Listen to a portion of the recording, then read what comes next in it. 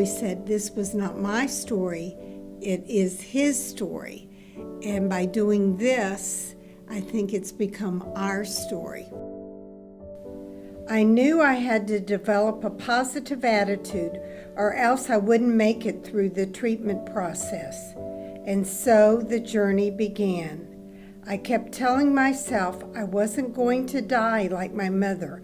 I knew there were so many advances in medicine that I was counting on a cure. My favorite thing about Susan is her strength and stability. There's a steadiness and a determination that you can learn to rely on, that's always there. Knowing that someone is always there and is always strong creates a great ability for me to relax in some ways. Susan's journey through treatment and further diagnosis simply reinforced an obvious negative bias on my part.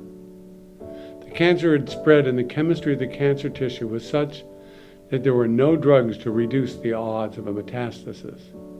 I'd already figured out what was going to happen. It had happened before. But I didn't want Susan to know how I felt.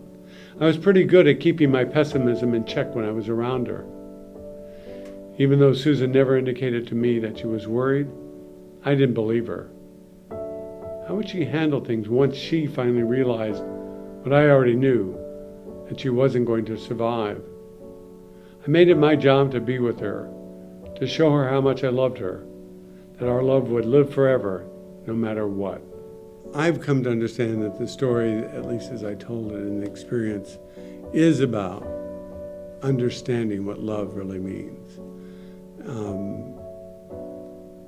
And we existed in our position. We have the ability to go back and remember what it was like at 20 years old. But we met when we were 16. Well, it was first sight. Right, but and then school has been 50 years actually. So there's a line in the show, and this is what I don't think two 20-year-olds understood what love really means. Now, we had a form of love. The one walk away that I would take away from the experience is that love means being willing to be there. It's somebody's last breath. That's what love really means. During treatment, Sam was there for each appointment. Though he didn't say it, I could tell he was worried, and I knew he needed to feel some sense of control.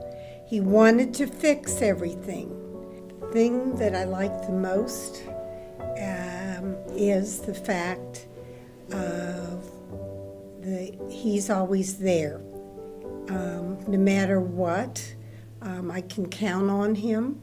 I know whether it's good or bad that I can tell him, and he helps to make it better, his fixing mode. He tries very hard to make things, and also the fact that even though he might get emotional about something, that just shows how much he cares. He's a very caring, loving person. When he finally admitted his fears to me, I was overwhelmed with emotion. I hugged and kissed him as tears rolled down my cheeks. I knew I had been blessed with love from a remarkable man. So Susan's realization of how I felt and how strong I felt didn't come until 14 years later, when I read to her the script of the actual dance, the play I've written about this. And her emotion was in some ways relieving, because she didn't really know what the play, I had not seen the play develop. So I was worried about how she was going to react. And her, not that she had tears, but her reaction to the play and her embracing it has been very helpful to me to continue what I'm doing. And in some ways is classic Susan, digesting and then embracing and then being there for me as I'm on this journey and has made it part of hers. I believe that if someone can will themselves well, Susan is that person. Despite all reason, I still worry. Every day when I wake up and go to sleep, I look at her and check, hold my breath in a sense to confirm that she is still okay.